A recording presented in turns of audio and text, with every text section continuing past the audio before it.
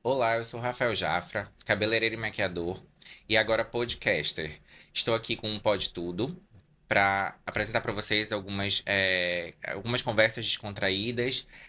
Quero conversar com os meus convidados da forma mais leve possível e trazer o máximo de informação possível para vocês também. Esse canal aqui é para falar sobre empreendedorismo, sobre beleza, sobre moda, sobre saúde, diversos e demais assuntos. E hoje a gente está aqui com o nosso primeiro entrevistado, o nosso primeiro programa. E eu trouxe nada mais nada menos do que Beto Pontes, CEO do Grupo Amanda, que é com certeza referência em empreendedorismo nesse ramo de beleza, nesse segmento de beleza. E eu gostaria de apresentar aqui o Beto, dar as boas-vindas para ele e agradecer primeiramente o convite, né? Aceito. E dizer que é uma honra para mim ter você aqui como meu primeiro convidado, já de peso, né, para começar. Obrigado, Jafra. Obrigado. Obrigado a você que está acompanhando a gente. Para mim é uma felicidade, uma honra, como eu disse em off, ser convidado, né? Eu sei que tudo que a gente começa com um sonho, um desejo, é um amor, né? Que você coloca nesse podcast, que você coloca na sua profissão. Quando a gente tem essa reciprocidade, que é eu estar aqui hoje e sentir de coração mesmo que quanto eu sou grato por estar aqui, por compartilhar um pouco da minha história através desse novo canal. Então, fico muito feliz. Para mim é uma felicidade. Muito obrigado. O objetivo aqui basicamente é esse, é desconstruir realmente, né, essa imagem que talvez eu tenha construído de alguma forma de algo inacessível. Eu quero realmente mostrar para as pessoas que a gente é de carne e osso e os convidados também são de carne e osso, para trazer bastidores, backstage, tudo que acontece por detrás, né, de todo esse nosso trabalho, né, que aparece nas redes sociais. Lá a gente só mostra o que é belo e a gente sabe que por detrás, né, dos panos muitas coisas acontecem e isso é importante também que a gente coloque isso de alguma forma para que as pessoas entendam e de alguma forma até compreendam a nossa realmente humanidade, né? E eu Verdade. queria conversar com você, queria que você começasse se apresentando, falando um pouco sobre você, como tudo começou. Acho que as pessoas têm muita curiosidade de saber da tua história pessoa e da tua história de empresário, né? Como tudo começou.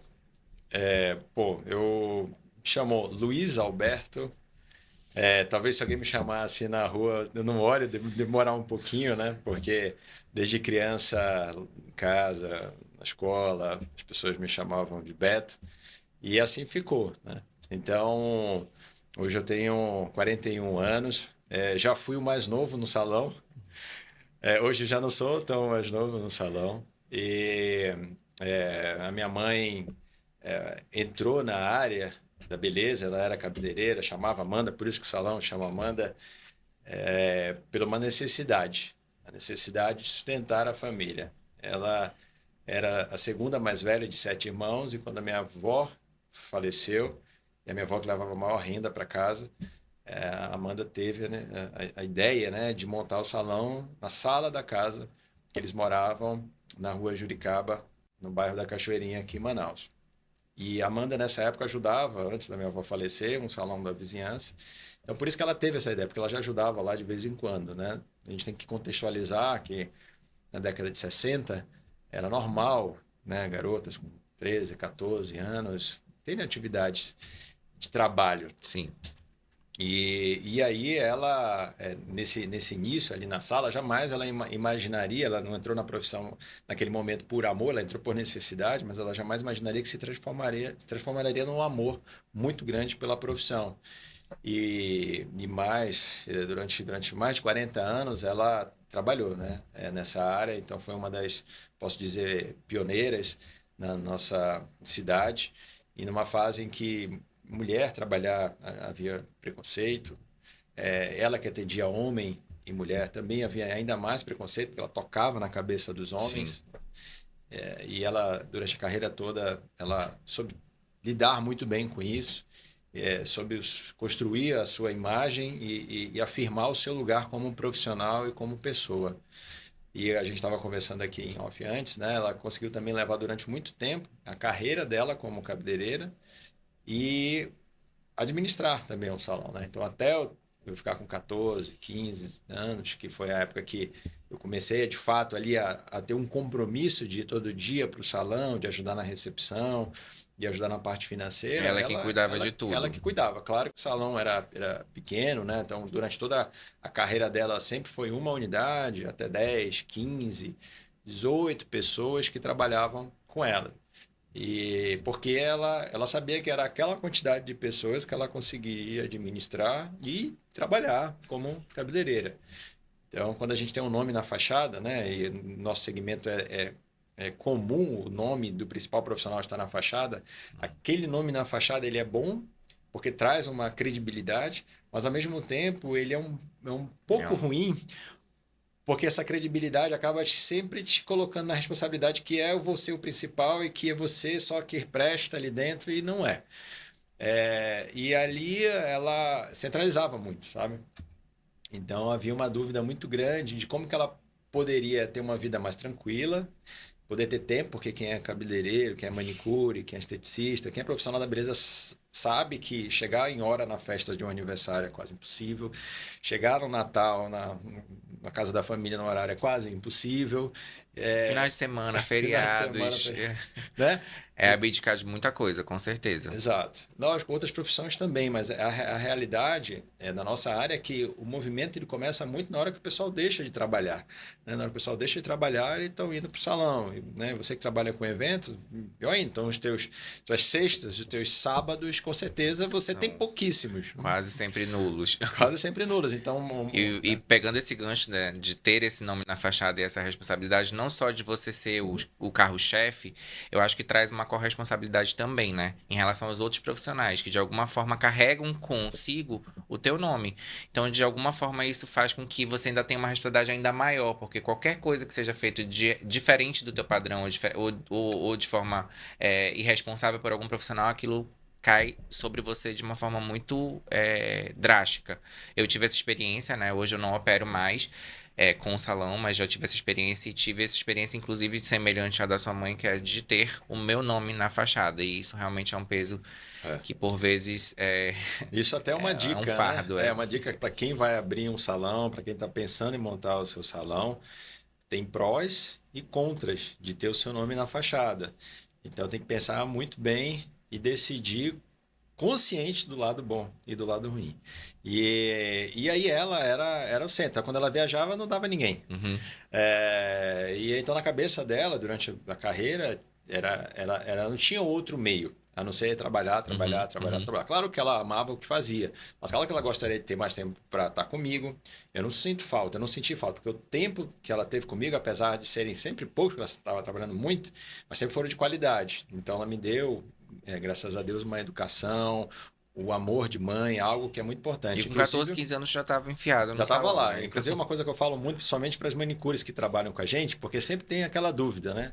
Em algum momento o coração de mãe aperta, em algum momento, né, daquela vontade de estar com o filho, e a gente sempre fala, olha, a qualidade do tempo que você, profissional da beleza, passa com o filho é que faz a diferença.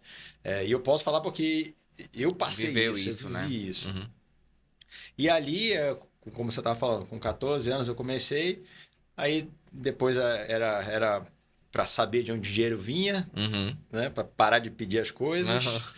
Depois veio a responsabilidade. Aí, com 18 para 19 anos, a gente começou a distribuir os produtos da Sebastian, que hoje é uma marca da Vela. Antes não era da Vela, era uma marca americana e que tinha um importador no Brasil.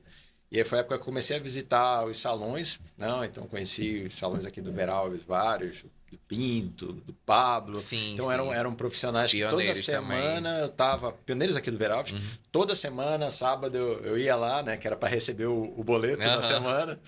E eu sentava lá, esperava. Então isso também foi uma oportunidade para mim ver outros salões, sabe? E, e aí depois eu saí dessa área. Com 20 anos eu fui para a área automotiva, né? Por que eu fui para a área automotiva, trabalhar com acessórios para carro? Porque eu via que o público que comprava os meus produtos, que na época eram os cosméticos e tal, não era o público que eu me relacionava. Então, qual era o público que eu me relacionava? Eram as pessoas, os garotos, principalmente na minha idade. E aí, é um contexto importante, nós estamos falando aí dos anos 2000, Uhum. justamente quando surgiu Velozes e Furiosos. Então havia uma moda naquele momento de equipar os carros. Sim. E eu comecei a comprar coisas para colocar nos meus carros, no meu carro. E aí o colega via, o amigo da escola, amigo da faculdade, não sei o quê, e aí eu vi aquilo uma oportunidade, né? Então, eu tive a sorte, né, fazendo um parêntese, de entender que a administração e o empreendedorismo eram minha paixão. Uhum. Porque daquilo que eu gostava, eu vi uma oportunidade para transformar no negócio. E aí foi quando eu abri a loja de acessórios para carro, junto com o Fábio, que hoje é um franqueado nosso, lá do Espaço Amanda Amazonas Amazonas Shopping, Shopping. sim. E a gente era amigos de escola, né? Fomos sócios lá, depois deixamos a sociedade, enfim. E aí, naquela época, a gente abriu o negócio junto. E aí, ele junto comigo, abrimos uma loja, botávamos som para carro, banco de couro, etc. Fiquei 2, 3 anos com essa loja. E aí, depois veio a vontade de terminar a faculdade, fazer administração. Certo. E para você que faz faculdade, eu acho que é um recado interessante. Muitas das vezes você não tem aquela. Não precisa ter aquela obrigação de concluir o curso rápido. A maior obrigação é de aproveitar o conteúdo do curso, se possível, aplicando no teu dia a dia. Então, um estágio, um trabalho faz toda a diferença. E essa eu tinha a oportunidade de estudar administração e de E aplicar. Às viveu vezes em loco, né? Exato. Então, às vezes Antes de concluir. eu fazia 3 matérias, porque eu saía tarde e Sim. tal, mas eu estava vivenciando, eu estava sentindo a Na dor praxis, né? Uhum. que aquelas matérias Aham. estavam vendo. É muito comum na nossa área, quando você tem dificuldade de fazer um corte de cabelo, por exemplo, e aí você vai fazer o curso de 3, 4 dias do corte de cabelo, e aí quando você volta, você já volta com aquela sede de aplicar, né, aquele curso e você já o teu processo de aprendizado é muito mais rápido do que você imagina fazer um curso de corte daqui a um ano que você vai aplicar esse curso de corte. Provavelmente você vai ter dificuldade de lembrar, Com certeza. né? E aí eu fiquei esse período, né, com a loja e resolvi vender a loja porque eu queria terminar a faculdade. E aí quando eu voltei para o salão, isso em 2003 para 2004, menos de um ano depois a minha mãe faleceu, né? De uma forma inesperada, súbita, ela passou mal, teve um rompimento de aneurisma no cérebro, então ela estava em casa, né? Já não tinha saído no dia corrido de trabalho. Nessa época ela estava namorando, né? Depois eu posso fazer um parêntese sobre isso, se foi interessante, né? A parte familiar. E eu, o namorado dela, o Carlinhos, ela desmaiou no banheiro, levamos ela para o hospital, chegou no hospital, já foi feito, né, o diagnóstico de que ela estava com aneurisma, né? E aí aquela situação toda, né? O que vai ser? Fizemos uma tomografia com urgência e aí o sangue, né, já tinha tomado a cabeça dela, né? Então, daquele momento em diante, o médico já falaram, olha, a possibilidade de sobreviver é pequena. E aí foram 14 dias, né, de UTI, daquela situação, até que ela não resistiu, né? Daquele momento que ela desmaiou, depois desses 14 dias ela nunca recuperou a consciência. E, e assim, né, é aquilo, né? Eu agradeço também a Deus, porque qual seria, né, o impacto na vida dela caso ela tivesse sobrevivido a uma situação como essa, né?